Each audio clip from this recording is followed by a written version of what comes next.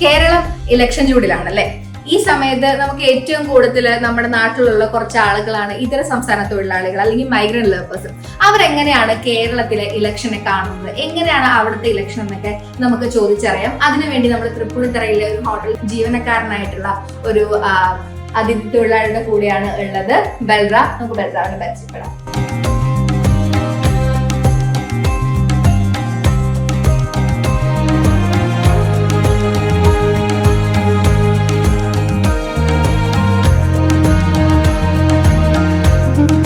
Hi Balram. എത്ര നാളായി കേരളത്തിൽ വന്നിട്ട്? കേരളത്തിൽ വന്നിട്ട് 10-12 വർഷം. മലയാളമൊക്കെ ശരിക്കും അറിയാലോ അല്ലേ? മലയാളത്തെ കുറച്ച് അറിയാം, പറയാം.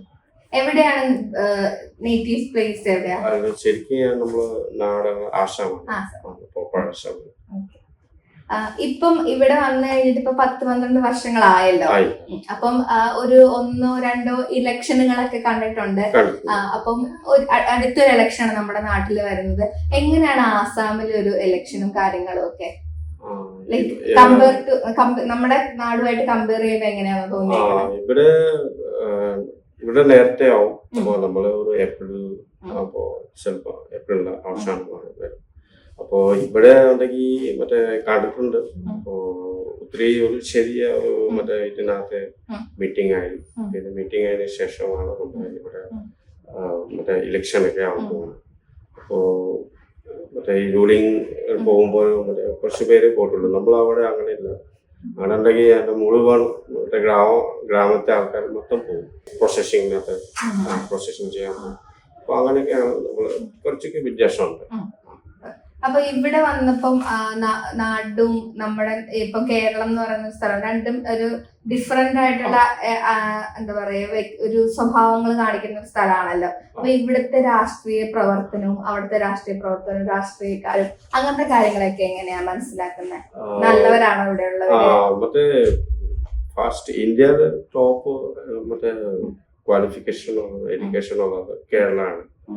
അതുകൊണ്ടാണ് മിസ്അണ്ടർസ്റ്റാൻഡിങ് ഒന്നുമില്ല. അപ്പൊ നമ്മള് ഇവിടെ നാട്ടിലുണ്ടെങ്കിൽ മറ്റേ അത് കൂളിംഗ് പ്ലേസ് ആണ്. പക്ഷെ എന്നാലും മറ്റേ നന്നായിട്ട് ജീവിക്കണമെന്നുണ്ടെങ്കിൽ മറ്റേ കേരളത്തിലാണ് മറ്റേ നല്ല പ്ലേസ് ആണ്. അത് നമ്മൾ വിചാരിക്കും. ഈ അടിസ്ഥാന സൗകര്യങ്ങളുടെ ഒക്കെ കാര്യത്തില് അപ്പൊ അതൊക്കെ എന്തെങ്കിലും വ്യത്യാസമോ അങ്ങനത്തെ എന്തെങ്കിലും കാര്യങ്ങളൊക്കെ? അങ്ങനെ വ്യത്യാസമൊന്നും വരത്തില്ല. മറ്റേ ഈ റേറ്റിന്റെ കാരണം മാത്രം മറ്റേ ഈ സാധനം പ്രോസസ് ചെയ്യുമ്പോ കുറച്ച് മറ്റേ അവിടെ കുറവായിരിക്കും. അരി മരിയൊക്കെ ഇതൊക്കെ പച്ചക്കറി അത് കുറവാണ്. പക്ഷെ ഇവിടെ ഇച്ചിരി കൂടുതൽ വരും. കാരണം ഇവിടെ കൃഷി കുറവാണ്. അതുകൊണ്ടാണ് നമ്മൾ അവിടെ വരുമ്പോ സാധനങ്ങൾ വില കൂടും. ഇപ്പൊ വേറൊരു സംസ്ഥാനത്ത് നിന്ന് വന്ന ആള് എന്ന രീതിയിൽ എങ്ങനെയാണ് കേരളത്തിലുള്ള എങ്ങനെയാ ജീവിതം? ഭയങ്കര ടഫായിട്ടുള്ളതാണോ അതോ ഈസി ആയിട്ടുള്ളതാണോ? എങ്ങനെയാ? അല്ല, ഒത്തിരി കഷ്ടപ്പെട്ടൊന്നുമില്ല, ജീവിക്കാം. ഇവിടെ കേരളത്തിൽ വന്ന് നമ്മൾ ഈസി ആയിട്ട് മറ്റേ ജീവിക്കാൻ പറ്റും. പക്ഷെ അത് നമ്മള് അവിടെ ഉണ്ടെങ്കിൽ വില കൂടിയായാലും കുറയായാലും, പക്ഷെ ഇവിടെ ഇച്ചിരി വില കൂടിയായാലും ജീവിക്കാം, സുഖമായിട്ട് ജീവിക്കാം. ഇവിടെ കൂടുതലും ഏതെങ്കിലും രാഷ്ട്രീയ പാർട്ടികളെ പറ്റി അറിയോ അല്ലെങ്കിൽ അവരോട് കൂടുതൽ ചായവോ അങ്ങനെയൊക്കെ ഉണ്ടോ കേരളത്തിലെ? ഇല്ല, അങ്ങനെ ഞാൻ അറിയാന്ന് മാത്രമേ ഉള്ളൂ. BJP പാർട്ടിനകത്ത് ഞാൻ ചായയൊക്കെ കുടിച്ചിട്ടുണ്ടായിരുന്നു. കാരണം ഞാൻ ആസാമിലെ BJP ജുബോ മർഷ എന്ന് പറയും. ജുബോ മർഷാന്റെ മറ്റേ ഞാൻ പ്രസിഡന്റ് ആണ്. അപ്പോ അതുകൊണ്ട് ഞാൻ ഇപ്പോ പെർമനന്റ്ലി എന്റെ മറ്റേ ഇതൊക്കെ ഉണ്ട്, ID കാർഡ് പോലെ ഉണ്ട് BJPയില്. അതുകൊണ്ട് മറ്റേ ഞാൻ വേറെ ഒന്നും ഞാൻ വിചാരിക്കുന്നില്ല. പാർട്ടി തന്നെയാണ്. കേരളത്തിലെ BJP ആസാമിലെ BJP ഇവിടുത്തെ BJP കുറെ വ്യത്യാസം ഉണ്ടാവും. കാരണം കേരളത്തിൽ BJP 10 വർഷം കഴിഞ്ഞിട്ടേ ഒരു പ്രാവശ്യം വരത്തുള്ളൂ. ആസാമിലുണ്ടെങ്കിൽ പ്രാവശ്യം വരും. അപ്പൊ ഈ വരുന്ന ഏപ്രിലാണ് നിങ്ങളുടെ ആസാമിലെ ഇലക്ഷൻ. ഇലക്ഷൻ വോട്ട് ചെയ്യാൻ കേരളത്തിൽ നിന്ന് പോകുന്നുണ്ടോ? എങ്ങനെയാണ് അത്തരം കാര്യങ്ങളൊക്കെ? കേരളത്തിൽ ആൾക്കാർ ഇവിടെ ആസാമിൽ പോകുന്നുണ്ട്. പിന്നെ കേരള ബംഗാളോ എവിടെയായാലും മറ്റേ ഇലക്ഷൻ സമയത്ത് പോകും. ആൾക്കാരെല്ലാം പോകുന്നുണ്ട്. ഞാനും പോകും. ചിലപ്പോ എല്ലാരും പോയി, അല്ലെങ്കിൽ മറ്റേ ആരും പോയില്ലെങ്കിൽ ഞാനും പോകുന്നില്ല. നമ്മളെ വീട്ടിലെ കാര്യങ്ങളും നോക്കണം. വോട്ട് മാത്രം കൊടുത്താൽ പോരാ. നമ്മള് പൈസ ഇല്ലാത്തോണ്ടാണ് പാവപ്പെട്ട ആളാണ്. അതുകൊണ്ടാണ്. അതേപോലെ തന്നെ ആസാമിലെ ഇലക്ഷൻ ഇത്തവണ ആർക്കായിരിക്കും വിജയ സാധ്യത കൂടുതൽ എന്നാ തോന്നുന്നത്? കൂടുതല് നമ്മളെ CM മറ്റേ ഹേമന്ത ബിശ്വ ശർമ്മ.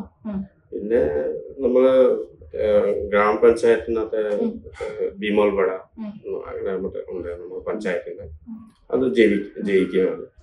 അപ്പൊ ഈ BJP ഇതര പാർട്ടികൾ അവരോട് സഖ്യമില്ലാത്ത പാർട്ടികളൊക്കെ ഉണ്ടായിരിക്കും. വേറെ ആദർശ് പാർട്ടി ഉണ്ട്, കോൺഗ്രസ്, മറ്റേ AGP അങ്ങനെയൊക്കെ. അവരൊന്നും തൽക്കാലം കുറെ കാലത്തേക്ക് ജയിക്കാൻ ഒരു ചാൻസ് ജയിക്കാറുണ്ട് എന്നാലും അത് അറിയാൻ പറ്റത്തില്ല.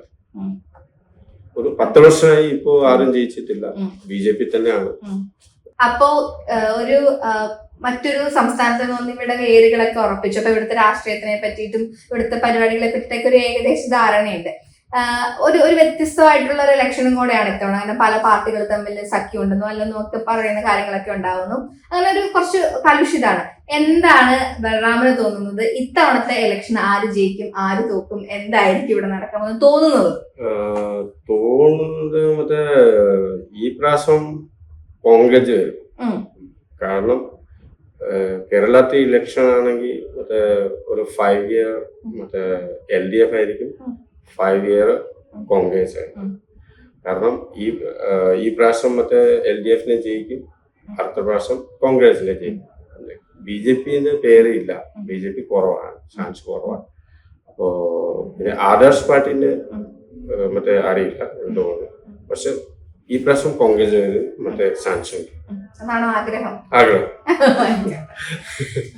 അങ്ങനെയാണെങ്കിൽ ഇത്തവണ ഇലക്ഷൻ വരുന്ന എല്ലാവർക്കും ഒരു ഓൾ ദി ബെസ്റ്റ്. ഈ പ്രാവശ്യം കോൺഗ്രസ് ആണ് കേരളത്തിൽ.